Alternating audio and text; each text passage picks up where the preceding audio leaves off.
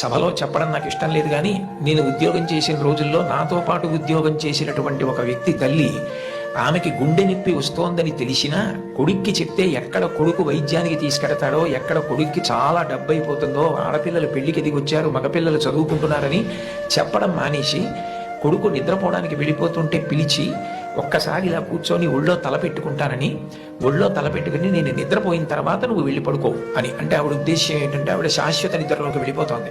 ఆ కొడుకు ఒళ్ళో తలపెట్టుకుని పడుకుంటే కొంతసేపటికి తల్లి కదలటం లేదని వాడు కదిపి చూస్తే తల్లి శరీర త్యాగం చేసేసింది. ఆ తర్వాత తెలిసింది, తన భార్య చెప్పింది, కొంచెం గుడ్డల్లో నొప్పిగా ఉందమ్మా, బరూపం చేయలేకపోతున్నాను, కానీ వాడికి మాత్రం నువ్వు చెప్పకు సుమా అని ఒట్టేయించుకుందట కోడలతో. అది తల్లి అంటే. అమ్మ లాంటి వ్యక్తి జీవితంలో ఇక దొరకదు. జీవితంలో అన్నిటికన్నా పెద్ద నేరం ఏమిటంటే అమ్మకి చెప్పలేము అన్న పని మనం చేయడమే. ఏ పని మనం చేస్తామో అది అమ్మకి చెప్పగలగాలి. మీరు ఏ పని చెయ్యండి, ఇది అమ్మకి నేను చెప్పలేను అన్న పని మీరు జీవితంలో ఎప్పుడూ చేయకూడదు. భగవంతుడెంతో అమ్మ అంతే. మీరు మహాత్ములైన వారి ఎవరి జీవిత చరిత్ర పరిశీలించండి. అమ్మకి నమస్కారం చెయ్యకుండా, అమ్మ గొప్పతనం చెప్పకుండా లేరు. ఈ రాష్ట్ర